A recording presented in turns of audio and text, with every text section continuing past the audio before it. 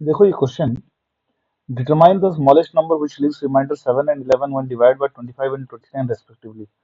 उतना exam point of view उतना important question नहीं है, क्योंकि थोड़ा सा डिफिकल्ट हो जाता है। और जैसे कि मैंने बोला है बार बार कि क्वेश्चंस जैसे जैसे डिफिकल्ट होते जाते हैं ना, एक पॉइंट के बाद क्वेश्चंस उतने इंपॉर्टेंट नहीं रहते। नॉर्मली बोर्ड के questions easier to medium level के क्वेश्चंस बनते हैं।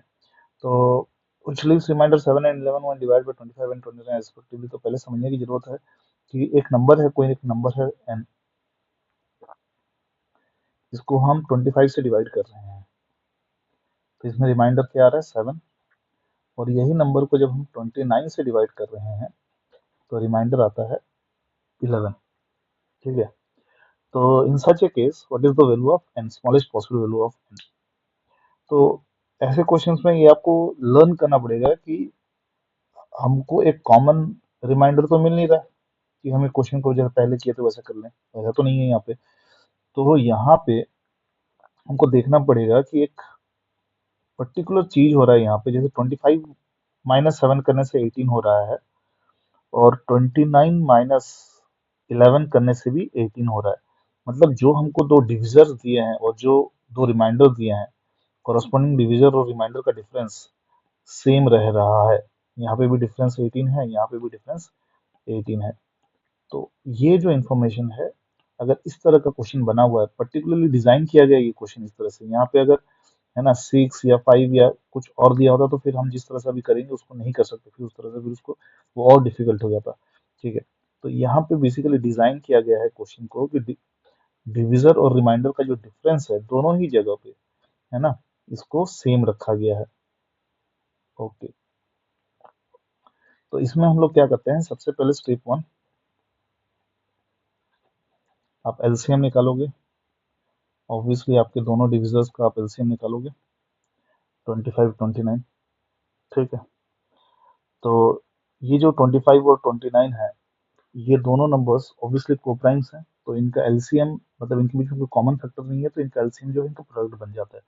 जब भी दो नंबर्स के बीच में कोई कॉमन फैक्टर नहीं होता वन के अलावा, है ना, तो उसका मतलब ये है उनका एलसीएम जो है उनका प्रोडक्ट हो जाता है 25 इंटू 29। ठीक। 25 9 जा 225, 22 25 2 जा 50, 50 और 22 72, है ना, 725 हो गया।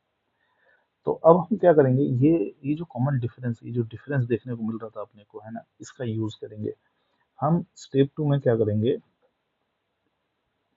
एलसीएम से 725 से उस 18 को माइनस कर देंगे, और जो रिजल्ट होगा हमारा 707, ये हमारा आंसर होगा। ठीक है। इनफैक्ट मैं करके दिखाता हूँ आपको 707, और जब आप 25 से डिवाइड करोगे, 25 2 जा 50, 207, है ना, 25 8 जा 200, देखो रिमाइंडर 7 आ रहा है। सेम चीज अगर आप 707 को अगर आप 29 से डिवाइड करते हो, 29 2 जा 54, 167, 145,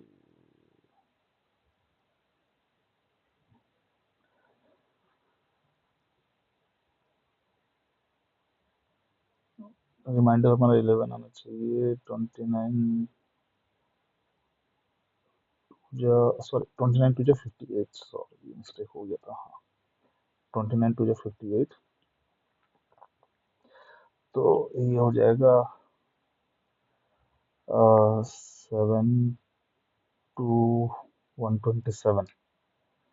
ठीक है। और फिर 29 4 जा करेंगे 116। ठीक है। तो ये 11 आ गया। हम्म, तो इस तरीके से विल गेट द आंसर्स। ठीक है। तो इसमें भी ये दोनों स्टेप याद रखिएगा, पहले एलसीएम निकलता है ऐसे क्वेश्चंस में, और फिर ये जो डिफरेंस रहता है इस डिफरेंस को हम एलसीएम से माइनस कर देते हैं, 707, and we got the answer. Next. इस तरह के क्वेश्चन तो आप लोग क्लास 6 से करते हुए आए होंगे कि 3 bells ring at intervals 5 7 10 minutes, all 3 rings at 7 a.m. when will they ring together again। मतलब पहला बेल 5 5 मिनट के गैप में रिंग होता है, दूसरा 7 7 मिनट के, तीसरा है ना 10 10 मिनट। तो इसमें आप समझ सकते हो कि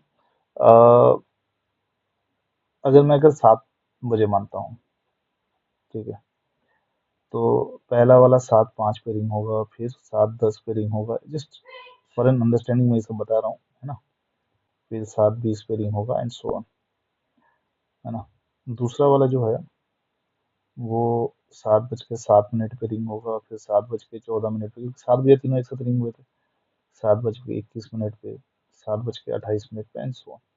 और तीसरा वाला 7:10 पे, फिर 7:20 पे एंड सो ऑन, ठीक है। तो हम देख सकते हैं ये जो है ये 5-5 मिनट्स के गैप में रिंग हो रहा है। तो ये जब भी रिंग कर रहा है बेसिकली 5 के मल्टीपल पे रिंग कर रहा है ना। ये 7 के मल्टीपल पे रिंग कर रहा है और थर्ड वाला 10 के मल्टीपल पे आफ्टर 7 o'clock। तो हमको इन तीनों का एक कॉमन मल्टीपल चाहिए। इन तीनों का कॉमन मल्टीपल तो हमको इस क्वेश्चन में जरूरत पड़ेगा एलसीएम, लिस्ट कॉमन मल्टीपल, ठीक है ना। 5, 7 और 10 का जो लिस्ट कॉमन मल्टीपल है जो कि 70 होता है, इसका जरूरत पड़ेगा। तो हम बोल सकते हैं कि they will ring 70 minutes after 7 o'clock, है ना। 70 मिनट्स आफ्टर 7 AM, है ना। तो इसका मतलब कितना हो जाएगा, 8:10, 8:10 AM, क्योंकि 7 AM के बाद 60 मिनट्स जाएगा तो 8 AM हो जाएगा, फिर और 10 मिनट्स जाएगा तो 8:10 हो जाएगा। तो this is the answer. Question 38 देखो क्या है। On A morning walk 3 person step off together and their steps measure 40, 42 and 45 respectively. What is the minimum distance each should walk so that each can cover the same distance in complete steps? Complete steps का मतलब क्या होता है, जैसे मैं मान लूँ कि एक 100 मीटर में मान रहा हूँ। इनफैक्ट मैं एक बेटर एग्जांपल लेता हूँ आपके लिए। 120 सेंटीमीटर में मान लिया। अब ये जो डिस्टेंस है ये पहला इंसान 3 स्टेप्स में पूरा करेगा, है ना। लेकिन दूसरे इंसान के लिए कभी 120 सेंटीमीटर इन कंप्लीट स्टेप्स आएगा नहीं। दूसरे इंसान के लिए कंप्लीट स्टेप में 42 सेंटीमीटर आएगा, 84 सेंटीमीटर आएगा, है ना, 126 आएगा, ये सब आएगा, मतलब मल्टीपल्स ऑफ 42 आएंगे दूसरे इंसान के लिए। वैसे ही तीसरे इंसान के लिए मल्टीपल्स ऑफ 45 आएंगे, है ना, कंप्लीट स्टेप में, इस तरीके से, ठीक है। और पहले इंसान के लिए ऑब्वियसली 40, 80, 120 मल्टीपल्स ऑफ 40 आएंगे। तो ये पूछ रहा है कौन सा ऐसा डिस्टेंस होगा जो तीनों कंप्लीट स्टेप्स में पूरी कर सकते हैं। तो वो जो आंसर होगा वो आपका क्या होना चाहिए, एक कॉमन मल्टीपल होना चाहिए तीनों नंबर का, ठीक है। और अगर हमको सबसे छोटा ऐसा नंबर चाहिए तो हमको निकालना पड़ेगा लिस्ट कॉमन मल्टीपल, मतलब एलसीएम। एलसीएम 40, 42 और 45 का, ठीक है ना। तो 40, 42, 40 क्या होता है आपका 2 क्यूब, 8 इंटू 5 40 होता है। 42 क्या होता है 6 7 जा तो 2 इंटू 3 इंटू 7। और 45 क्या होता है 9 5 जा 3 स्क्वायर इंटू 5। तो जो एलसीएम होगा वो हो जाएगा 2 cube into 3 square into 5 into 7, 8 into 9 into 5 into 7, है ना, 360 इंटू 7, 2520 सेंटीमीटर, या फिर हम 25 मीटर 20 सेंटीमीटर बोल सकते हैं। ओके, देख लो एक बार अच्छे से समझ लो, कहीं कोई दिक्कत है तो पूछ लो।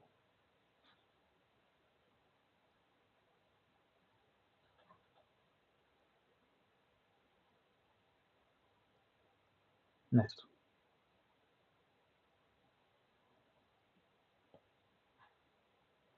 two tankers contain 500 liters and 380 liters of petrol respectively,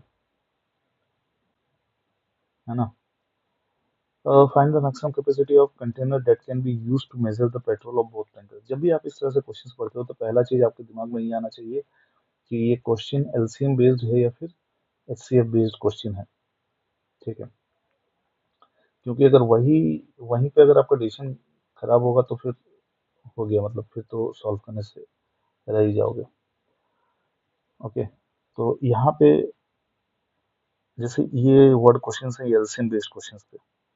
अब ये जो क्वेश्चन आ गया ये एचसीएफ बेस्ड क्वेश्चन है। कैसे देखो बताता हूँ। एक 500 ml का 500 लीटर का एक कंटेनर है और 380 लीटर का एक कंटेनर है, और हमको एक छोटा सा कंटेनर लेना है और इस कंटेनर से हमको इन दोनों को मेजर करना है। अगर मान लो मैं इसको ले लेता हूँ 50 लीटर का कंटेनर, ये छोटा वाला कंटेनर को 50 लीटर का ले लेता हूँ, ठीक है। तो ये जो बड़ा कंटेनर है इसको तो एग्जैक्ट मेजर कर सकता हूँ मैं, क्योंकि इससे मैं 10 बार निकालूंगा तो ये तो मेजर हो जाएगा 500 लीटर वाला, ठीक है। पर ये छोटा वाला जो है एग्जैक्ट मेजरमेंट इसका इससे नहीं कर पाएंगे।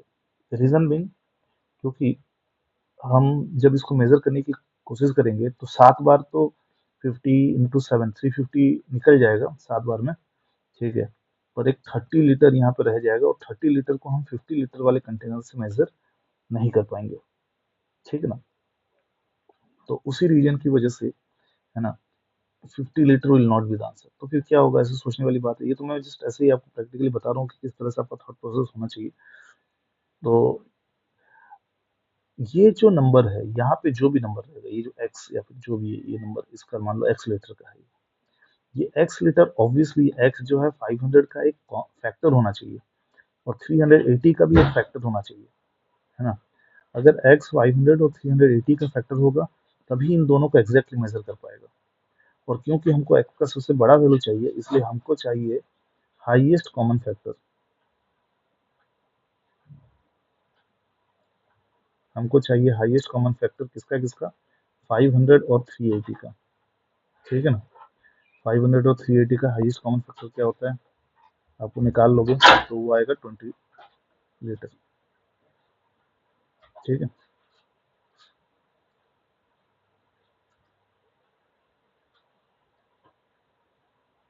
Question number 40, an army contingent of 104 is to march behind an army band of 96 members in a parade. The two groups are to march in the same number of columns. What is the maximum number of columns in which they can march? अब यहाँ पे भी, है ना, हमको HCF ही निकालना पड़ेगा, क्योंकि हमारा जो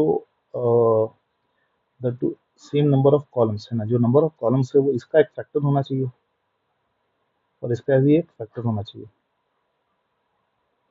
ठीक है। आप 96 लोगों को 10 लाइन 10 कॉलम्स में बांटना चाहोगे तो नहीं बांट सकते। आपको जो नंबर ऑफ कॉलम्स है, ठीक है ना, वो इन दोनों का एक कॉमन फैक्टर होना चाहिए। इसलिए हमारा यहाँ पे भी आंसर क्या होगा, एचसीएफ हो जाएगा 96 और 104 का, है ना। और ये आंसर 8 आ जाएगा इसमें, ठीक है। वो आप लोग खुद निकाल लीजिए।